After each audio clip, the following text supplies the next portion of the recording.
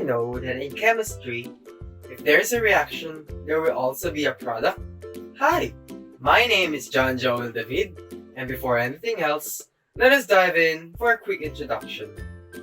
Chemistry is a branch of science that deals with the identification of the substances of which matter is composed and the ways of each substance interacts, combines, and changes.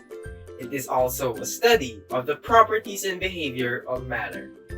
A lot of lessons are under chemistry, such as the states of matter, consumer product stoichiometry, which includes balancing equations and moles, limiting reactants, gas laws, and many more. In this video, we are going to talk more about stoichiometry. But first, let us know what is stoichiometry. Stoichiometry explains the relationship between reactants and products in a chemical reaction to determine a desired amount or quantity. Stoichiometry comes from two Greek words, stoichion, which means element, and metron, which means measure. In simple terms, it means that it is a scientific way of measuring other chemicals in a reaction. The science of measuring chemicals that go into and come out of any given reaction. Mole is one of the most important units in stoichiometry because it is the standard unit for measuring large quantities of very small entities. With the use of moles, it allows us to express the chemical's atomic mass in terms of grams. There are only 4 steps to follow in solving a stoichiometry problem. 1. Write the balance equation. 2.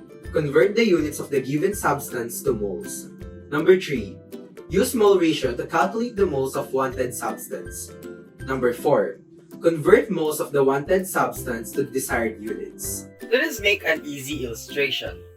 First, in chemistry, a balance equation is needed to study stoichiometry. Imagine that you want to make a ham sandwich.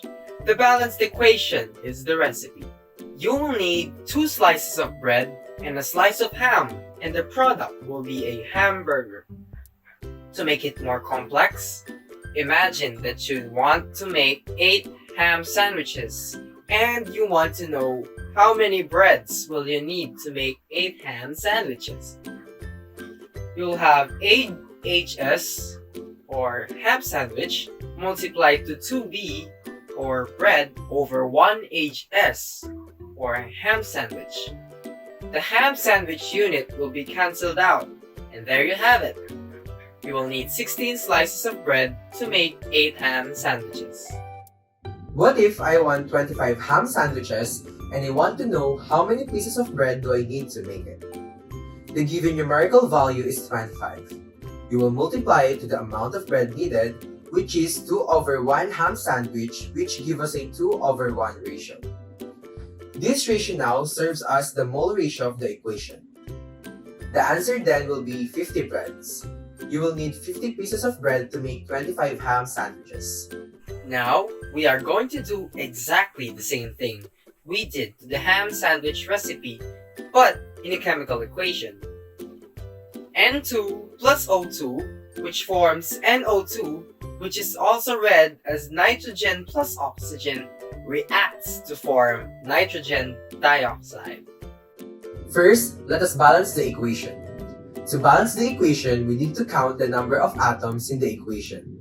In the reactant sides, we have 2 nitrogen atoms and 2 oxygen atoms, while in the product side, we have 1 nitrogen atom and 2 oxygen atoms. To balance the equation, we need to put 2 in front of the oxygen in the reactant sides and 2 in front of the product to have a balanced equation. The next step is answering the given question. How many moles of nitrogen do you need to make 5 moles of nitrogen dioxide? First, we have 5 moles of NO2 multiplied by the ratio of nitrogen to nitrogen dioxide. We put 2 NO2 in the bottom, then 2 NO2 came from the balanced equation, and because we are solving for the nitrogen, we put 1 N2 at the top that also came from the balanced equation. This gives us 2.5 moles of nitrogen. And that's it! This ends the video discussion about stoichiometry. Always remember that chemistry is the study of transformation.